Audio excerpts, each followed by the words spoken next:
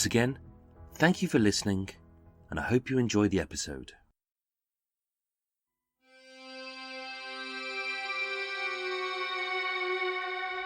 Welcome to Murder Mile, a true crime podcast and audio-guided walk featuring many of London's untold, unsolved, and long-forgotten murders, all set within 1 square mile of the West End. Today's episode features the callous murder of Boleslaw Pankorski, a Polish chef in an upmarket restaurant on Soho Square, who was murdered by his beleaguered underling, Varnavros Antorka, for quite possibly the pettiest motive ever. And yet this single action almost led to him being tried for double murder. Murder Mile contains upsetting descriptions which may offend sensitive listeners, as well as realistic sounds, so that no matter where you listen to this podcast, you'll feel like you're actually there. My name is Michael, I am your tour guide, and this is Murder Mile. Episode 15, The Almost Double Deaths of the Disgruntled Dishwasher.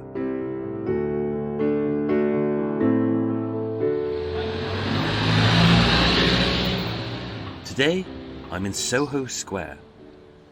Originally called King's Square, having been erected in the reign of Charles II, Soho Square is an elegant 17th century tree-lined square, nestling in the northeast corner of Soho, between Oxford Street and Old Compton Street, which is ringed by one-way traffic, lined with parked cars, and surrounded by a slew of posh premises for 20th Century Fox, the British Board of Film Classification, St Patrick's Church, the House of St Barnabas, and the former home of FIFA, football's governing body, which oddly, as a non-profit organisation, has cash reserves of over $1.4 billion. In the centre of the square sits a Tudor-style black and white timber potting shed, where a slew of diligent groundsmen keep the lawns neat, the flowers perky, and the paths leaf-free, in this light and airy garden which is open to everyone, whether a tweed-suited city trader, talking a little too loudly into his phone, a stupidly bearded media twat playing ping-pong over a Sawyer latte, 6 Soho hobos collapsed in a catatonic puddle of piddle, or a rancid wealth of classic London pigeons, all covered in shit, hobbling on a stump, and feverishly pecking away at a pub-goer's puke. Ah, lovely London. And yet, little do these sandwich-nibbling lunchers and sun-loving loungers know that just a few feet from where they're sitting, an over-emotional employee brutally gunned down his backstabbing boss.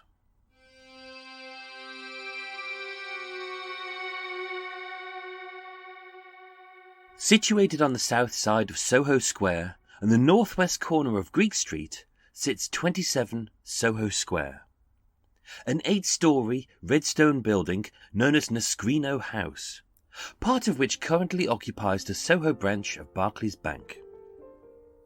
Before its demolition in 1938, 27 Soho Square was originally a grand 4-storey townhouse built in 1803, whose previous inhabitants included such luminaries as Viscount de Longueville, the 2nd Earl of Plymouth, the 1st Earl of Tankerville, the 4th Earl of Dundonald, Lord Fitzwilliam, Sir Francis Knollys, and a whole host of upper-class twits and Oxbridge knobs who practically no one has ever heard of, and all of whom almost certainly had butlers, maids and servants. But by 1933, 5 years before its demolition, 27 Soho Square was once a very upmarket West End restaurant called Bellometti's, with the first floor reserved for its posh patrons, whose 5-course meal was served on immaculate white linen tablecloths, fine bone china, and crystal wine glasses, by silver service waiters in starched shirts and dicky bows. The ground floor hosted an ornate guest reception up front, a drab dreary staff entrance out back, a scullery for the servers, a laundry for the maids, and a winery for the head waiter. And yet in the basement was the kitchen, whose head chef, called Boleslaw Pankorski, was a hot-tempered perfectionist who always looked down on his mild-mannered but effortlessly lazy dishwasher, Varnavros Antorka.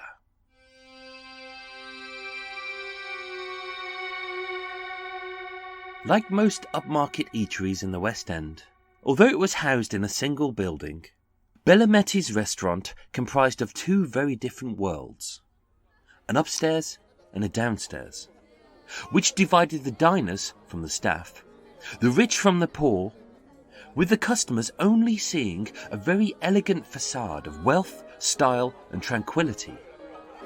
As just 2 floors below, stuck in a cramped kitchen buried in the bowels of the basement, it was anything but.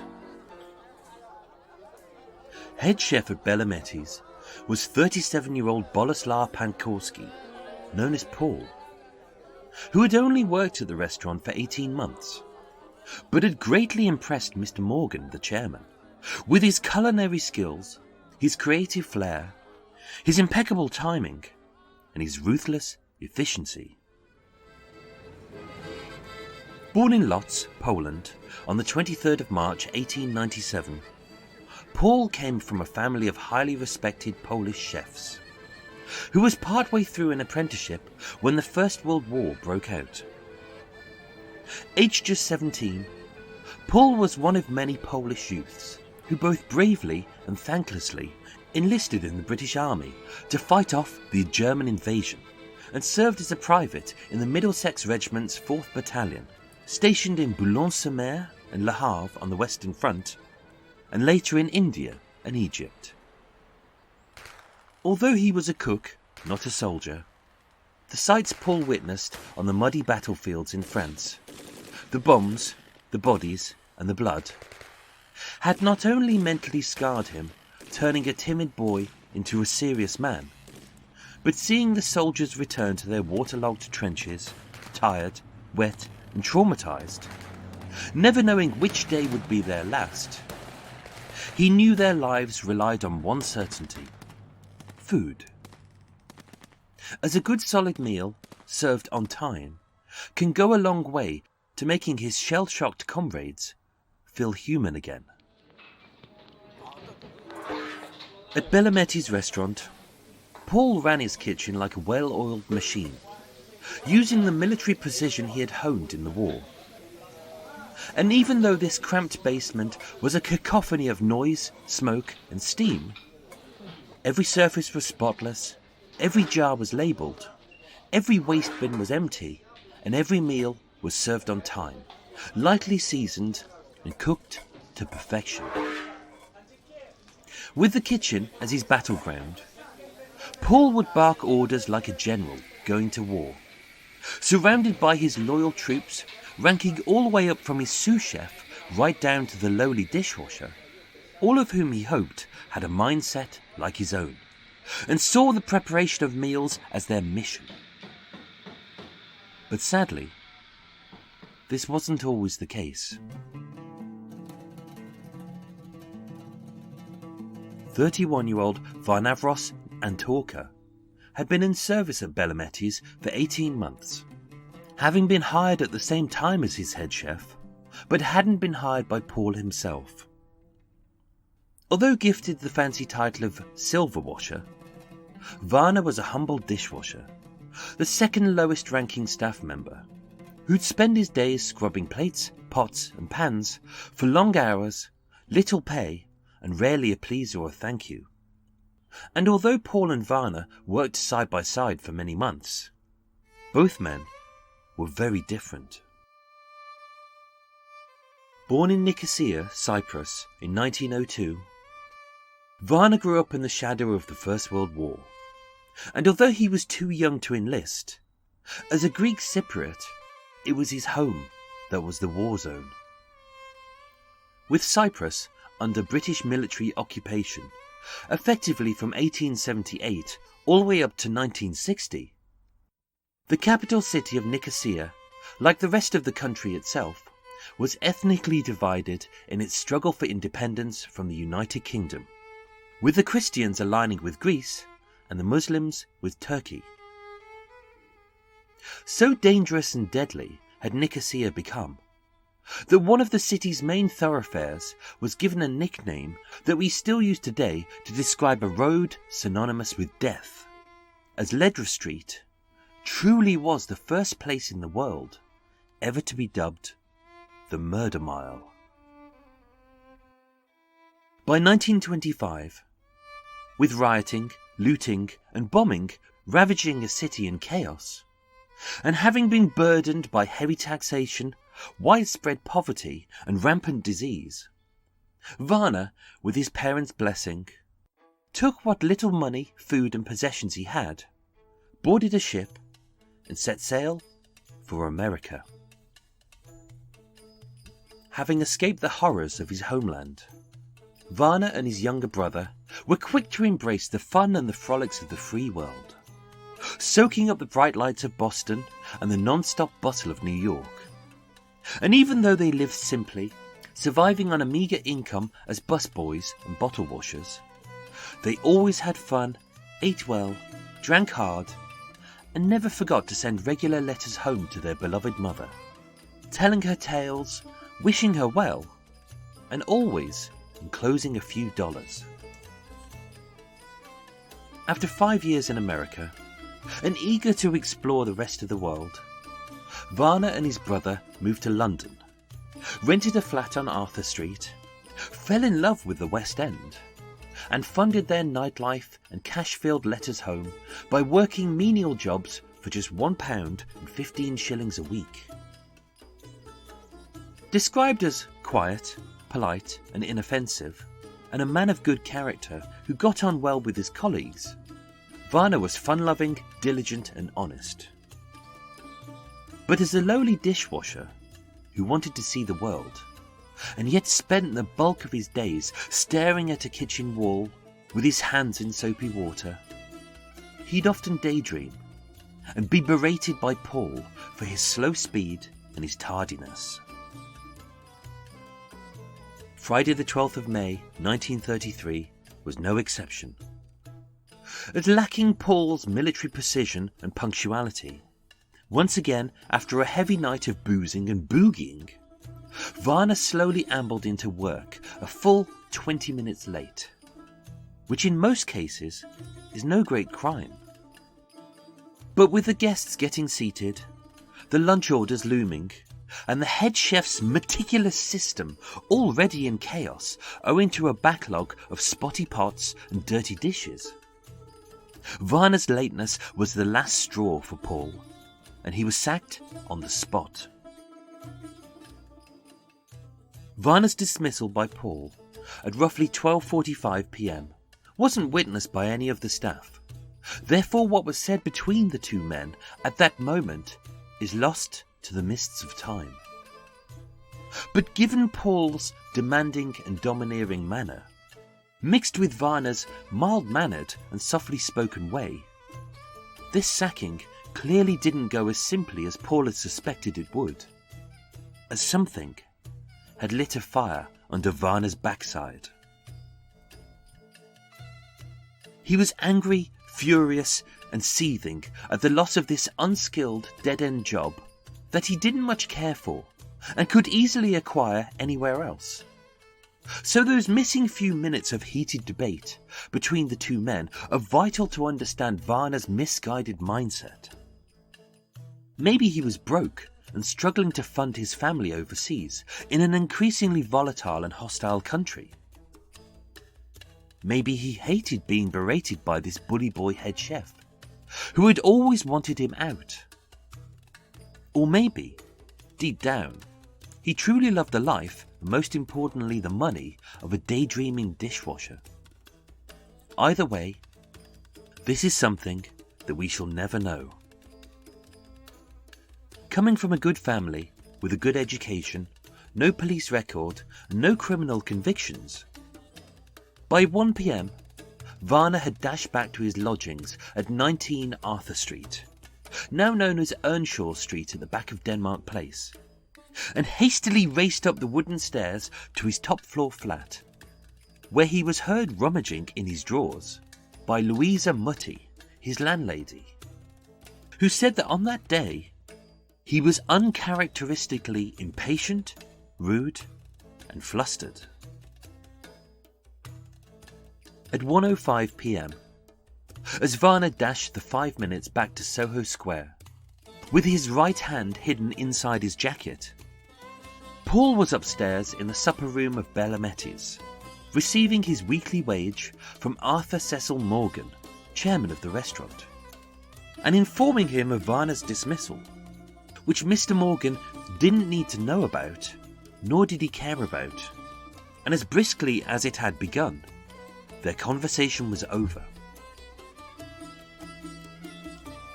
At 1:08 p.m, witnessed by the wine butler James Sidney Bryce, who was standing in the ground floor passageway, a drab and drafty staff entrance which led to Soho Square, Varna burst in.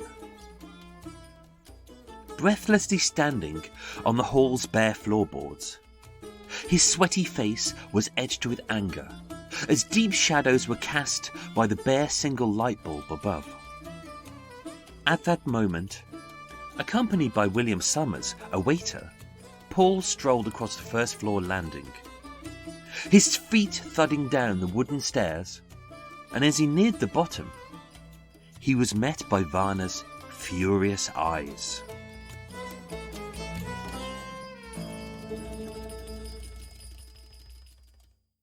With his unusually angry voice echoing off the hall's bare walls, Varna barked, "You sacked me, you bastard!" And grabbing the chef's white serviette, which hung around Paul's neck, he spat, "Take me back, or I shoot!" Unsure what he meant, Paul looked down and saw that in his right hand, Varna held a .32 caliber Smith & Wesson 5-shot revolver, which was aimed squarely at his chest. Instinctively, as both Paul and William Summers grabbed his right arm and wrist to wrestle the loaded gun away, Varna clutched at Paul's throat with his free left hand and started to strangle him. But being unable to catch his breath, the more Paul lost consciousness, the more he lessened his grip on Varna's arm. And with the constant toing and froing of the firearm, before anyone knew what had happened, Varna had fired. As an ominous silence gripped the hall, Paul fell to his knees like a sack of spuds and slumped against the wooden wine boxes. His face ghostly white, as blood poured from the left of his chest, soaking his chef's white with a vivid red, which pooled around his heart. Varna took a step back. His breathing was deep and erratic, not quite believing what he'd done. But his shock was short-lived, as feeling his rage rise once again, Varna venomously spat the words, "Bloody bastard!" towards his kneeling and bleeding boss, and fired once more a shot which ripped right through his stomach. Having heard the shots from the restaurant, head waiters Giuseppe Nagari and Mitchell Kakilaroo dashed down the stairs to put a stop to this unseemly fracas, as 2 waiters and now 2 head waiters tried to wrestle the gun free, as once again Varna took aim at his dying foe.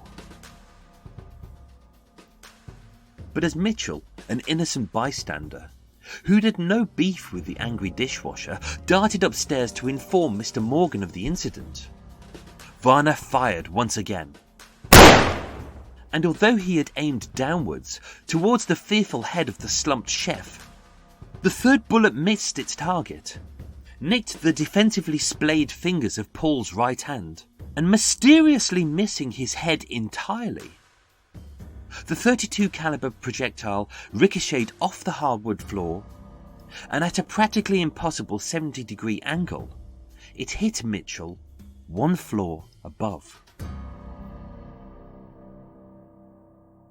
With Bryce having disarmed Varna and cast aside the smoking hot steel of the revolver into a discarded pile of wine boxes, as Varna was subdued, Bryce ran to get a passing policeman, PC Walter Middleton, who quickly placed the angry Cypriot dishwasher under arrest.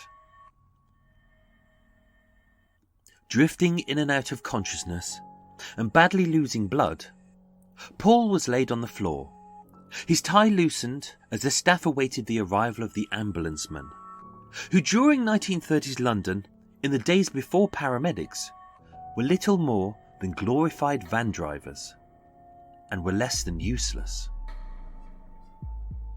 Head waiter Mitchell Kikilaroo was driven with Paul to the Middlesex Hospital, having been shot in the calf of his left leg.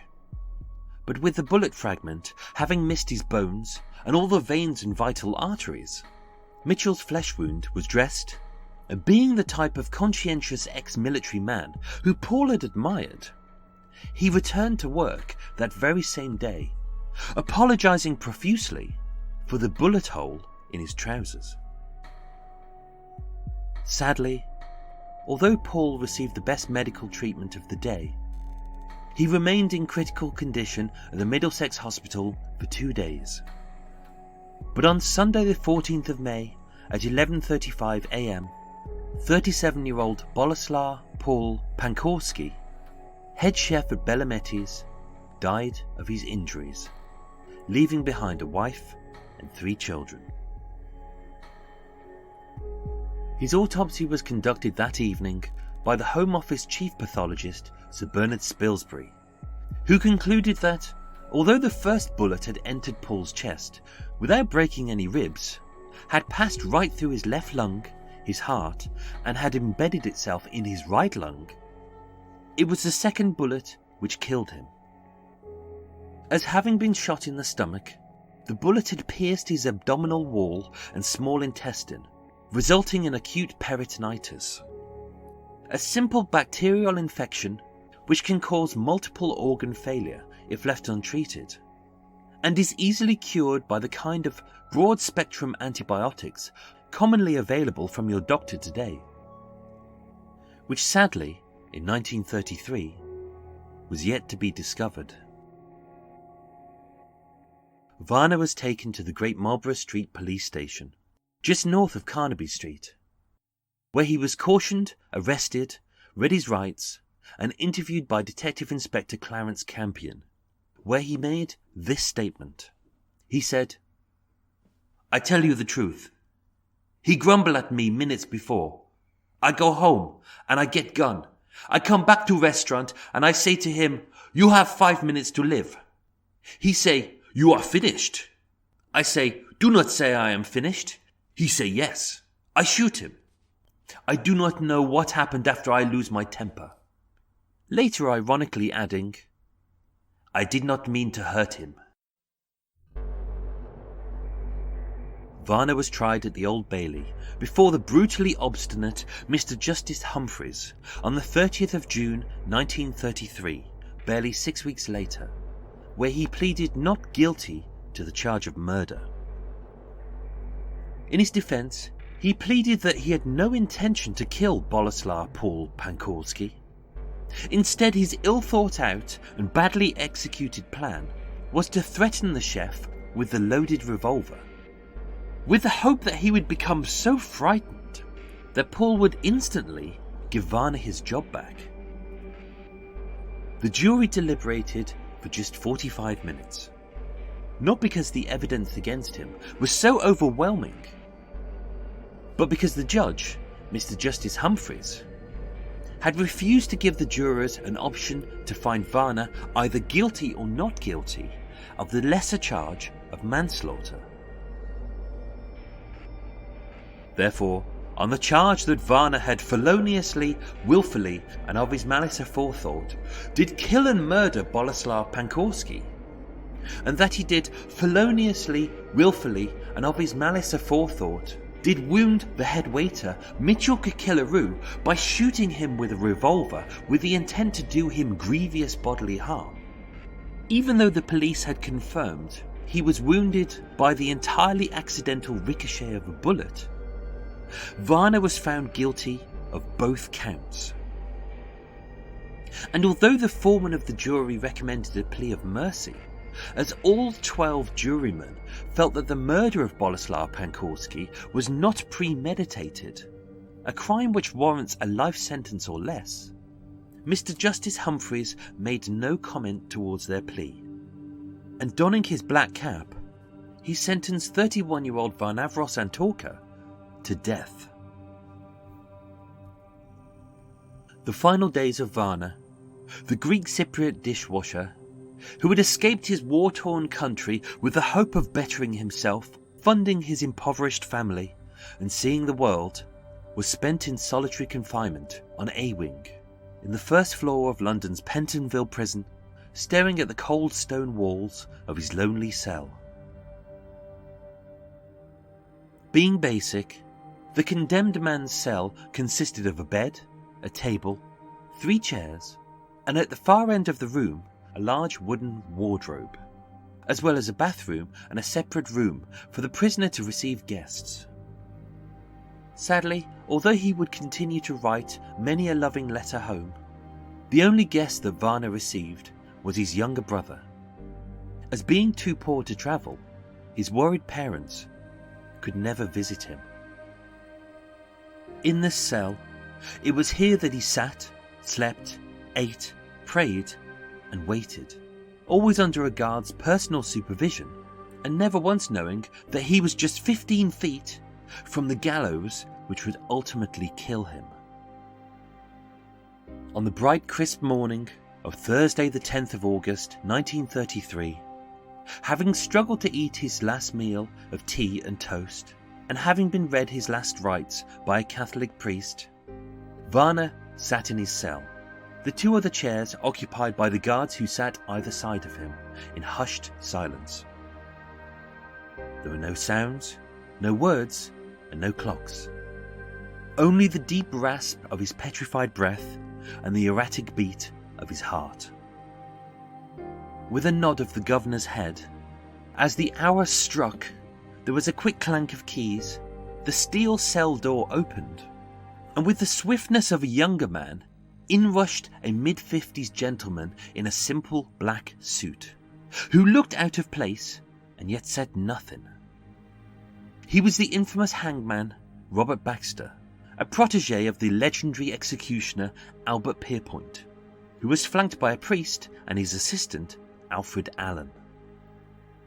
Like Pierpoint, Baxter and Allen were great believers that as barbaric as capital punishment was, that an execution needn't be a sadistic spectacle where the prisoner's agony is prolonged. Instead, each prisoner was dispatched in a way which was the epitome of swift, professional, and painless.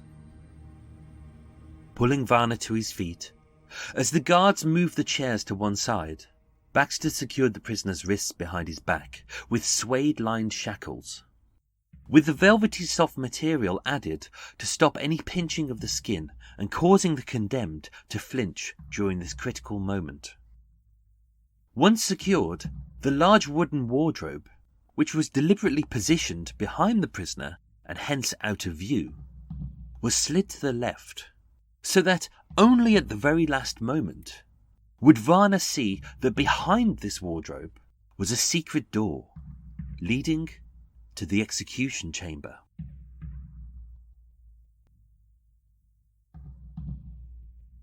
It was a cold stone room, with the walls painted a subtle pale green. In the dead centre of the floor was a trap door comprising of 2 leaves, each 8.5 feet long by 2.5 feet wide, with a large metal lever to the left, and dangling from a beam above, at head height, was the noose. As Varna was quickly ushered the 10 short paces into the execution chamber, his feet never once tripping or scuffing on the deliberately smooth floor. He was positioned onto a white chalk mark in the middle of the trapdoors. And as Alfred Allen secured his feet, the last sight that Varna saw was not Paris as he had planned, Rome as he had wanted, or even the smiling face of his beloved mother back in his hometown of Nicosia as he had dreamed. But instead it was the emotionless face of hangman Robert Baxter, pulling a white cotton sack over Varna's head. And having secured the leather-lined noose, with a yank of the lever, a swing of the trapdoors, the drop of his body, and the swift snap to the right of his neck, with 2 vertebrae broken, Varna was dead. His body was buried in an unmarked grave on the grounds of Pentonville Prison, where he remains to this day. Having been executed by Master Hangman Robert Baxter, the time from when the cell door opened to the moment that Varna was dangling at the end of a rope dead was just 15 seconds. He would have felt no pain, he might have shed no tears, and he may not have uttered any last words. As it all happened so fast, he may not have known what had happened until the deadly deed was done. And yet, as cruel as capital punishment may be, one question still baffles my brain, and it's this. Given how slick, quick, and truly professional this hanging was, would Boleslaw Pankorski, the head waiter of Bellometti's restaurant at 24 Soho Square, who had survived the horrors of the First World War and yet ran his kitchen with military precision, would he have been truly appalled at the senseless death of this lowly dishwasher? Or would he have admired, and maybe even smiled, at its ruthless efficiency?